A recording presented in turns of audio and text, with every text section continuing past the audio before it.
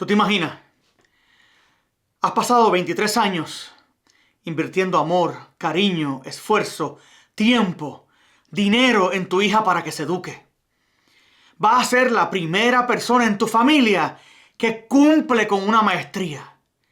Sale a su ambiente laboral, logra conseguir un lugar que ella entiende que sería excelente para ella poder progresar.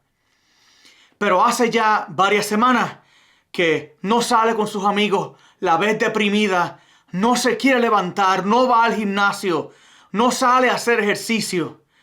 Pasas todos los días preguntándole qué te pasa, hasta que un día empieza a llorar y entre lágrimas te confiesa que su jefe la está hostigando, que su jefe la está agarrando de la mano, que su jefe le está tocando la cara, que su jefe la agarra por la cintura y que lo último que se atrevió a hacer fue agarrarle un glúteo, agarrarle una nalga. ¿Qué tú harías?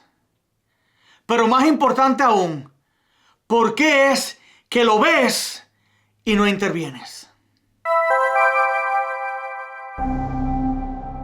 Hola. En esta noche o en este momento, en este día, donde quiera que estés, tengo un tema muy importante el cual deseo conversar. Y estamos continuando la conversación sobre el miedo. Las cosas que causa el miedo, el daño que nos hace a la mente, a nuestro cuerpo, al proceso. Pero más importante aún, cuando estas cosas se causan en el ambiente de trabajo. Y quizás una de las cosas más peligrosas y dañinas en el ambiente de trabajo es el hostigamiento sexual. Hoy tenemos a una persona que ha decidido compartir con nosotros su historia, ha decidido compartir con nosotros su proceso. Para protegerla le hemos cambiado el nombre, también le estamos cambiando la voz y la hemos llamado Susana López. Susana tuvo una situación en su trabajo muy interesante y la razón por la cual también la deseo compartir es para que ustedes vean cuáles fueron las acciones de ella ante las situaciones que estaban ocurriendo. Susana, buenas noches y bienvenida a Yes to Hope. Para que la gente entienda, es importante que hagamos un poquito de contexto. Recuerda que en este contexto no queremos identificar la compañía, el nombre, con quién fue el asunto, tampoco cuál es tu profesión ni ninguna de estas cosas. Pero es importante de que la gente entienda qué era la compañía, cuántas personas, ese tipo de cosas. Así que descríbeme un poquito a dónde fue que fuiste a trabajar. Bien, buenas noches, Samuel. Pues en aquel momento yo estaba por hacer un cambio de trabajo, quería hacer un cambio de trabajo, porque en el actual ya me sentía un poquito estancada y quería explorar nuevos horizontes y empecé a buscar en otras oportunidades. Entonces fui a varias entrevistas, fui a esta entrevista en aquella empresa, una empresa sólida, con unos 25 o 30 años ya en el mercado, e incluso con una sucursal adicional, o sea, una empresa ya constituida y grande. Me hicieron la entrevista, me fue muy bien, pasé las pruebas, renuncio a mi al trabajo actual que tenía en ese momento y entro a esta compañía. Susana, en el momento en que te entrevistaron, la persona con quien tuviste la situación más tarde, ¿fue parte de esa entrevista? No, no fue parte de la entrevista. ¿Quiénes te entrevistaron? Recuerda, no es nombre, sino el tipo de persona que te entrevistó. Me entrevistó la persona encargada de recursos humanos en la empresa y quien iba a ser mi gerente o mi jefe alterno en el área en donde yo iba a entrar. Susana, y más o menos como cuántos empleados tiene esa compañía? De 30 a 40 empleados. Alrededor de 30 a 40 Así que empleados. no es una compañía pequeña. Tiene un departamento de recursos humanos quienes se encargan de hacer las entrevistas, ¿verdad? Es correcto, así es. Ok. Ahora, cuéntame qué fue lo que sucedió. Pues a los pocos meses de yo haber entrado, de haber tenido mi entrevista, pasado las pruebas, entro a la compañía y a los 2, 3 meses ya de haber estado dentro, desempeñándome en mi área, ya había conocido a esta persona, quien era el presidente de la compañía, el dueño. Era una empresa familiar, en realidad, familiares, sus hijos y hermanos trabajaban dentro de la compañía. Y un día me encontraba yo en mi área de trabajo. Habíamos 3 personas ahí, entre ellas mi gerente y otra compañera de trabajo. En aquel momento yo me encontraba sola en el área. Mi gerente y mi otra compañera de trabajo se encontraban en su hora de almuerzo en ese momento. Entonces, esta persona entra, me pregunta que dónde se encontraban mi gerente y mi otra compañera, y le comento que estaban en su hora de almuerzo. Pues esta persona se acerca y extiende su mano y roza mi mano en forma de caricia, me toca. Yo tenía mi mano sobre el mouse del computador y él inclina su mano y me toca. Y me dice, ok. En ese momento yo me quedé fría. O sea, fue súper incómodo. Entonces él se queda viéndome, da la vuelta y sale de la oficina. Susana, ¿tú habías interactuado con el presidente anteriormente? En varias ocasiones, pocas ocasiones en realidad, pero sí, ya habíamos tenido varias interacciones. Y háblame un poco, ¿cómo habían sido esas otras interacciones? No hablo desde el punto de vista si él te había hecho algún acercamiento, sino qué tipo de interacciones habían sido y cómo habían sido. Pues habían sido normales desde mi punto de vista, simplemente interacciones de trabajo, siempre con otras personas y compañeros de trabajo presentes, y puedo describir que eran totalmente normales. No vi ninguna acción ni ningún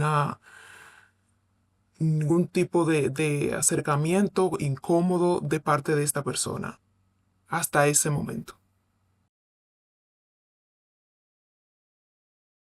Susana, me vas a perdonar por la pregunta que te voy a hacer, pero una de las cosas y la razón por la cual te pido disculpas es que yo sé que la data demuestra que la mayoría de las ocasiones que ocurren cierto nivel de situaciones, se dice o que la mujer tuvo la culpa porque lo instigó o que la mujer malinterpretó la situación en el momento. ¿Tú no crees que pudo haber sido que sencillamente él sin querer haya puesto su mano junto con la tuya? No, para nada. O sea, en ese momento su accionar fue acercarse hasta mi escritorio, extender su mano hacia donde yo estaba, tocar mi mano. Fue una insinuación clara de lo que él quería en ese momento. O sea, fue como dejan- me dejó saber cuáles eran sus intenciones con ese acercamiento y ese toqueteo de mano que hizo en ese momento. Susana, tú nos dijiste ahorita que, que te pusiste fría. Pero ¿cuál fue, además de eso, cuál fue tu reacción? Pues me quedé Como ya te dije, me quedé como pasmada en ese momento. Me asusté también porque no lo esperaba. Hasta ese momento había sido una relación formal de trabajo, sin ningún tipo de interacción molesta entre ambos. Entonces me sorprendió, me puse nerviosa, me asustó y me quedé prácticamente en shock. Como, ¿y o sea, qué es esto? ¿Qué es lo que acaba de pasar? Qué bueno que puedes compartir eso porque una de las cosas que en deposiciones los supervisores, compañeros de trabajo o a veces los dueños de las compañías dicen fue que en el momento del contacto la persona no dijo nada, no reaccionó, ellos entendieron de que el contacto le gustaba o que estaban bien con el contacto y por lo tanto ellos se atrevieron a repetirlo nuevamente. Ahora, en esa misma dirección, Susana, ¿él volvió en algún otro momento a intentar acercarse o hacerte otro acercamiento, invitarte a algún lugar a volver a conversar contigo? Después de esto, yo en aquel momento también me encontraba pasando por una situación personal difícil y después de ver esta insinuación de parte de quien era el presidente de la compañía, o sea, iba a ser mi jefe alterno, o sea, el mayor que iba a tener, este, yo decidí, inmediatamente vi esta situación, salir de esa compañía. Iba a ser demasiado para mí la situación personal que tenía en aquel momento, más esto, enfrentarme a esto. Entonces, yo decidí dejar este empleo de inmediato. O sea, Y finalizó el Susana, mes y yo ajá, salí de la compañía. Por esta razón, no se dio ningún otro encuentro que pudiera facilitar que esto volviera a suceder. ¿cuánto tiempo pasó, Susana, desde el momento en que él te hizo el acercamiento al momento en que tú sometiste tu renuncia? ¿Te acuerdas? 3 semanas. Así que estuviste mucho tiempo todavía en la compañía antes de salir. Sí, así es. Durante esas 3 semanas, ¿cómo fueron las interacciones entre ustedes dos? Bastante incómodas. No fueron muchas las interacciones después de esto, pero las pocas que tuvimos me sentía incómoda en su presencia. Fíjate que lo que te ocurrió no es fuera de lo común. Pasa tanto con compañeros de trabajo, pasa a veces con los supervisores directos y pasa también con los presidentes, los dueños de la compañía, donde se hace este tipo de acercamiento, nuevamente como te dije ahorita, y si la persona no reacciona, eso se interpreta como una aceptación y después entonces en el futuro sencillamente se intensifican. Y más que viendo y escuchándote que estabas pasando por una situación personal difícil y dura, yo sé que tomar ese tipo de decisión no es fácil. Y más cuando ese tipo de decisión implica quedarte sin trabajo. ¿Qué pasó después que renunciaste? Bien, después que presenté mi renuncia, yo seguí buscando nuevas oportunidades hasta que y afortunadamente encontré un nuevo empleo donde pude entrar sin ningún problema. Y el tiempo que estuve desempleada, que no fue mucho, me apoyé en mi familia. No tenía hijos que dependieran de mí, no tenía grandes problemas ni dificultades económicas en aquel momento que me hicieran quedarme en aquel lugar sin y tener que mediar con esa situación. Dos preguntas más. Después que ocurrió ese acercamiento, ¿cómo tú te levantabas por la mañana? ¿Cómo podías dormir? ¿Cómo era ese momento de prepararte para ir a trabajar, pensando que podías llegar y que quizás algún otro encuentro podía ocurrir? Pues era difícil pensar que pudiese ocurrir nuevamente. O sea, sí estaba bastante presente en mi mente el hecho de que pudiera ocurrir, qué yo iba a hacer, cómo iba a reaccionar, iba a decirle alguna cosa en ese momento, si él se atrevía a hacerlo nuevamente. Esas preguntas pasaban por mi cabeza. Este, ¿Qué iba a hacer si él volvía a hacer esto? Aunque ya yo había tomado mi decisión de que cuando finalizara el mes, yo iba a salir de la compañía. Sí pensaba que si volvía a ocurrir el hecho, ¿qué yo iba a hacer en ese momento? Porque, como te expliqué, sentí miedo en ese momento, sentí incomodidad. Entonces, me iba a atrever yo a decirle, no haga esto. O sea, al jefe de la compañía me iba a atrever yo a decirle, stop. O sea, ¿qué está haciendo? Entonces esas preguntas pasaban por mi cabeza. Susana, hay una última pregunta. Si tuvieras la plataforma que la estamos teniendo ahora para decirle a otras mujeres y quizás también a otros hombres, ¿qué recomendación le darías a una persona que pueda estar pasando por una situación similar a la tuya y que quizás no tenga la oportunidad o la familia que la pueda apoyar en el caso en que decida dejar el trabajo? Bien, lo primero es que una situación como esta no se puede normalizar. No se debe normalizar. Eso es lo primero. Porque siempre hay personas o comentarios de gente que dice, pero eso es común o eso es normal. Lo primero es no normalizar la situación, saber que está mal. Está mal que invadan tu espacio personal y que te toquen físicamente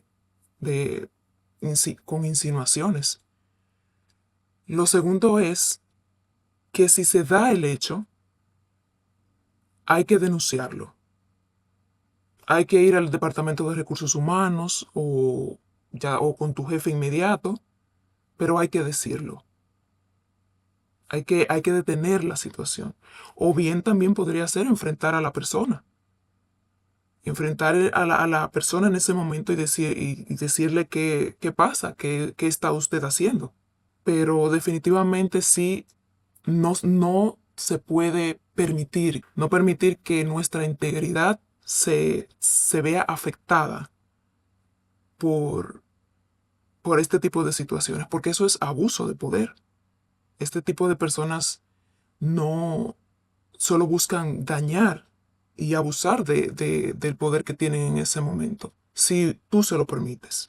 Susana, nuevamente muchas gracias por haber tomado tu tiempo, por participar con nosotros. Yo me gustaría terminar diciendo lo siguiente. A veces culturalmente pensamos que hacerle acercamientos sexuales a una persona, sea de otro género o del mismo género, está bien. Y lo que no nos damos cuenta es que estamos no solamente invadiendo el espacio, estamos creando miedo. No estamos analizando si es un acercamiento aceptado por la otra persona o no, que aunque nos digan que no, creemos que la única forma de poder crear una relación es seguir insistiendo de forma agresiva. Es tiempo de que empecemos a normalizar otro tipo de conducta. Si tú eres un director, si tú eres un supervisor, si tú eres un presidente, no olvides que esa otra persona es un hijo, una hija, quien en su familia también ha invertido tiempo, amor, cariño, espacio, dinero para poder mejorar su calidad de vida. Y que la única forma que podemos subsistir como seres humanos es respetándonos los unos a los otros. Y que tu posición de poder no te da ese espacio, no te da eso para lo que tú puedas hacer. Y aunque en este caso, este presidente no llegó a lo que han llegado muchas personas, de agarrar por un brazo, de agarrar por un seno, agarrar por una nalga, agarrar por la cintura, intentar forzar y besar a la otra persona. Estas cosas inician en este lugar y todo lo que hiciste fue sencillamente causar una situación incómoda que al final te puede hacer perder tu matrimonio, perder tus hijos y quizás económicamente más doloroso es perder tu dinero, perder tu compañía. Y no olvides que la mayoría de los países en un proceso de divorcio también pierdes gran parte de esa compañía. No es que no lo debas hacer por no perder la compañía. No es que no lo debas hacer por no perder el dinero. Es que entiendas esas consecuencias, pero no lo debes hacer por no hacerle daño a esa otra persona. Muchas gracias. Hasta aquí nos ha dado el tiempo esta noche. Recuerda darle like. Si no te has suscrito, presiona el botón de suscribirse. Y nos vemos la semana que viene con todavía un tema de continuación a lo que es todo esto en la vida de los empleados, en la vida de las personas y cómo podemos trabajar y lidiar con estas situaciones. Muchas gracias.